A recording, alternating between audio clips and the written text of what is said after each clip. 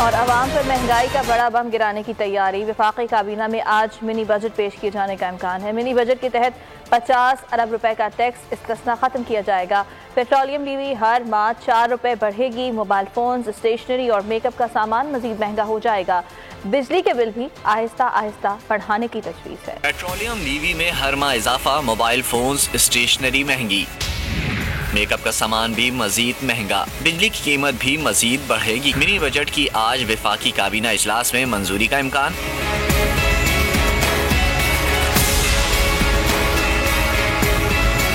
ज़राए के मुताबिक मिनी बजट से मुतालिक सिफारिशात FBR की जानिब से तैयार की गई हैं। सिफारिशात के तहत 50 अरब रुपए का टैक्स इस्तिस्ना खत्म किया जाएगा। टैक्स वसूली अहदाफ 271 अरब रुपए इजाफे से 6100 अरब किए जाएंगे। पेट्रोलियम डेवलपमेंट लीवी में हर माह 4 रुपए इजाफा करके इसे 30 रुपए तक ले जाया जाएगा। लीवी बढ़ाने या कम करने का इख्तियार वजीर आजम को देने की तजवीज़ है। तैयार की जाने वाली तजावीज़ के मुताबिक तरक्याती बजट में 200 अरब रुपए की कमी करना होगी। मोबाइल फोन, स्टेशनरी और पैक फूड पर टैक्स छूट खत्म किए जाने का इम्कान है। मोबाइल फोन्स पर सेल्स की रियायत भी खत्म कर दी जाएगी। बिजली के बिल भी आहिस्ता आहिस्ता बढ़ाने की तजवीज़ है। ज़राए के मुताबिक 800 सीसी से बड़ी गाड़ियों पर टैक्स की शरह बढ़ाने, लग्जरी गाड़ियों की दरामद पर पाबंदी भी तरमीमी बिल का हिस्सा है। कुत्तों और बिल्लियों की दरामदी खुराक पर ड्यूटी बढ़ाने या उस पर पाबंदी की तजवीज़ दी गई है। कॉस्मेटिक सामान पर ड्यूटी बढ़ाने की तजवीज़ भी तरमीमी फाइनेंस बिल का हिस्सा है। डब्बों में पैक खाने पीने की अशिया की दरामद पर पाबंदी की तजवीज़ है। गैर मुल्की ड्रामों की दरामद पर एडवांस टैक्स आयद किया जाएगा। सरकारी ओहदा रखने वालों की टैक्स तफसीलात आम करने की तजवीज़ दी जाएगी। और इसी बारे में बात करेंगे। इस वक्त हमारे साथ मौजूद हैं माहिर माशियात नौमान अब्दुल मजीद। नौमान साहब, बहुत शुक्रिया आपके वक्त का। ये जो मिनी बजट आज पेश किए जाने का इम्कान है और जो तजावीज़ सामने आ रही हैं, आप क्या समझते हैं आवाम के लिए मजीद कितनी बुरी खबर आने वाली है? बिस्मिल्लाहिर्रहमानिर्रहीम। देखें, मिनी बजट से डेफिनेटली महंगाई में तो इजाफा होगा, लेकिन इसके अंदर जैसा कि हम जानते हैं कि अशद ज़रूरत है कि इम्पोर्ट्स को फौरी तौर पर हंगामी बुनियादों पर कम किया जाए। तो अगर इसमें कोई ऐसे इकदाम किए जाते हैं जिससे इम्पोर्ट्स में, जो कि इस वक्त हमारा बुनियादी मसला है, चाहे हमें IMF के पास जाना हो, चाहे हमारी मॉनेटरी पॉलिसी स्टेटमेंट के मसलाइल हो या हमारा इन्फ्लेशन का मसला हो, उसकी बुनियादी वजह हमारा करंट अकाउंट डेफिसिट है। तो अगर तो इसमें जैसे कि खाने पीने की दरामदी अशिया या गाड़ियों पर मुस्तकिल पाबंदी लगाई जाती है, एटलीस्ट शॉर्ट टर्म पाबंदी लगाई जाती है और करंट अकाउंट डेफिसिट में कमी आती है, ये तो खुशाइंद है। लेकिन साथ साथ जो पेट्रोलियम लेवी है या बाकी मामलात में सेल टैक्स एग्जम्पशन खत्म होगी तो उससे अवाम की जिंदगी में, अवाम के लिए महंगाई में इजाफा हो सकता है। इंपॉर्टेंट चीज इसके अंदर ये भी है, जैसा कि हमने कल देखा कि मॉनेटरी पॉलिसी स्टेटमेंट में 100 बेसिस पॉइंट का इजाफा हुआ है। तो जो भी एडिशनल रेवेन्यूज जनरेट होंगे, क्या उसका इस्तेमाल अवाम के लिए होगा, डेवलपमेंट एक्सपेंडिचर पे होगा? नहीं, बल्कि ये हुकूमत की बोरिंग कॉस्ट बढ़ेगी और ये सारे के सारा पैसा कमर्शियल बैंकों की जेब में जाएगा।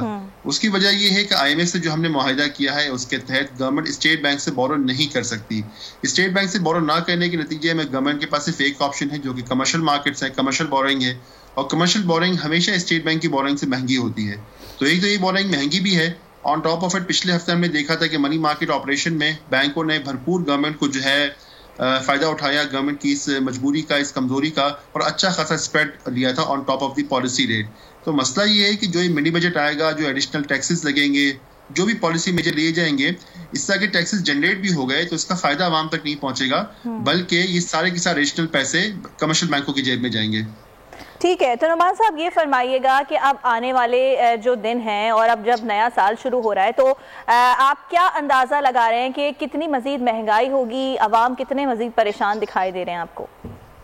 देखिए, स्टेट बैंक की अगर हम मॉनेटरी पॉलिसी स्टेटमेंट कल उठाए ना, तो उन्होंने कहा है कि तकरीबन 11% के आसपास जो है वो इन्फ्लेशन चल रहा है। और तकरीबन उन्होंने ये इंदिया दिया है कि जो इन्फ्लेशन कंट्रोल में आएगा वो 2023 में जाके आएगा। ये स्टेटमेंट जो कल आई है उनकी मॉनेटरी पॉलिसी की, उसी में ये लिखा हुआ है। यानी इसका मतलब है कि 2022 का जिक्र नहीं है।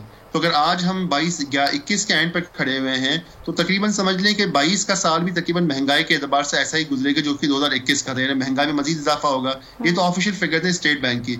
और हम जानते हैं कि जो आपको पता है इन्फ्लेशन की भी कई कैटेगरीज होती हैं, कोर इन्फ्लेशन, हेडलाइन और सेंसिटिव प्राइस इंडेक्स वगैरह। तो जो फूड इन्फ्लेशन और जो वो अशिया जो कि इनका ताल्लुक बहुत ही बुनियादी नौयत की है, अवामुन नास में है, उसमें इन्फ्लेशन की शरह कहीं ज्यादा है हेडलाइन इन्फ्लेशन से।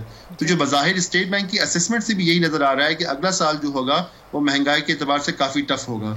ये ऑफिशियल स्टेटमेंट की हम बात कर रहे हैं जी। अच्छा नुमान साहब, आपने कहा कि सबसे पहले इंपोर्ट्स पर पाबंदी आयद करनी चाहिए। हम ज़रूरी मुल्क हैं लेकिन हम दालें भी बाहर से ही मंगवाते हैं, तो ऐसे कौन से सेक्टर्स हैं जिन पे अब से कुछ सालों पहले काम हो जाना चाहिए था तो ये नौबत ना आती? देखिए, एक तो गाड़ियों की स्ट्रेट अवे बात है कि पिछले गालिबन हमने $1 बिलियन की गाड़ियां इंपोर्ट कर ली जो कि इंपोर्टेड गाड़ियां थी, उस पर पहले हो जाना चाहिए था। इधर फूड सेक्टर है कि 2021 में जो हमारा फूड का बिल था वो $8 अरब था, पहले जो जून 2021 की मैं बात कर रहा हूँ। और जो पिछले 5 महीने में गालिबन जो फूड इंपोर्ट्स और कंज्यूमर गुड के इंपोर्ट्स हैं वो तकरीबन $6 अरब की हैं। ये वो चीज़ें हैं जिसको फौरी तौर पर जो है हमें रोकना होगा, बहुत पहले इस पर काम हो जाना चाहिए था। अब मसला ये है कि क्या हमारे पास आज भी एज वी स्पीक टुडे हमारे पास का मीडियम टर्म प्लान कोई मौजूद है कि नहीं है। देखिए, मसला क्या होता है कि हमारे यहाँ डॉलर डेप्रिसिएशन पहली बार तो नहीं हो रही, कई सालों से मुस्तकिल बुनियादों पर हो रही है। तो अगर हम 3-4 साल की प्लानिंग कर लें तो नतीजा ये निकलेगा कि हमारी डॉलर की डेप्रिसिएशन आज हम भुगत रहे हैं, कम से कम 4 साल बाद तो हमको नहीं भुगतना पड़ेगा। इसके लिए फूड इंपोर्ट्स हैं, आपकी एडिबल ऑयल की इंपोर्ट्स बहुत ज्यादा हैं। ये सारी चीजों पर हमें आज से प्लानिंग करनी होगी कि 3 साल बाद हम इस पर कैसे करेंगे। अब आप ये देखिए, टेक्सटाइल आपका एक बुनियादी शोबा है लेकिन आपकी कॉटन की प्रोडक्शन मुस्तकिल कम हो रही है। तो अगर आपने टेक्सटाइल के इंपोर्ट्स को बढ़ाना है, टेक्सटाइल के एक्सपोर्ट्स को बढ़ाना है और आप इंपोर्टेड कॉटन की बेस पे बढ़ाएंगे तो वो कैसे काम चलेगा? उसके लिए आपको कॉटन की पैदावार में यकीनन इजाफा करना होगा, कोई नेट सीज लाने होंगे, कोई उसकी ईल्ड्स को बढ़ाना होगा, उसके रकबे को बढ़ाना होगा, ताकि आपकी जो भी कॉटन की प्रोडक्शन हो, आपकी जो भी टेक्सटाइल की एक्सपोर्ट्स हो वो लोकल कॉटन की बेस पर हो, वरना आपका वैल्यू एडेड मार्जिन क्या रह जाएगा, नंबर 1। और दूसरा ये कि जब आप दरामद करते हैं तो आपका एक्सचेंज रेट का भी इम्पैक्ट आता है और इंटरनेशनल मार्केट का भी इम्पैक्ट आता है, जिसका आपका कोई कंट्रोल नहीं होता। ये वो चीजें हैं जिसके लिए गवर्नमेंट अगर आज हम प्लान करेंगे तो 3 या 4 साल बाद इसके नताइज हमको जो है। ठीक है नुमान साहब, ये फरमाइएगा कि जैसा कि हम सिर्फ अगर महंगाई की बात करते हैं तो हमें ये नजर आता है कि हुकूमती मुजरा मुसलसल ये कहते हुए दिखाई देते हैं कि दुनिया भर में महंगाई हुई है, सिर्फ पाकिस्तान में महंगाई नहीं है। लेकिन अगर हम सिर्फ पाकिस्तान की बात करें तो हुकूमत वक्त ने अपनी ऐसी कौन सी पॉलिसीज इक़्तिदार में आने के बाद बनाई हैं जिसकी वजह से अब उन्हें नुकसान उठाना पड़ रहा है? लेकिन सबसे पहले तो हमने जो है ये जो हमने डेफिसिट की बात की थी ना, जो करंट अकाउंट डेफिसिट है, इसको कंट्रोल करने के लिए कोई जामे पॉलिसी नहीं बनाई गई थी। अब देखिए, उसमें जाहिर है कि कोरोना भी आ गया, हमने वैक्सीन अच्छी खासी इंपोर्ट करनी पड़ी थी। अगर हमने पहले 3-4 सालों में सबसे पहले अगर हम टॉप प्रायोरिटी, देखिए पाकिस्तान का बुनियादी मसला क्या है? पाकिस्तान का बुनियादी मसला है आपकी इंपोर्ट्स और आपका ट्रेड डेफिसिट।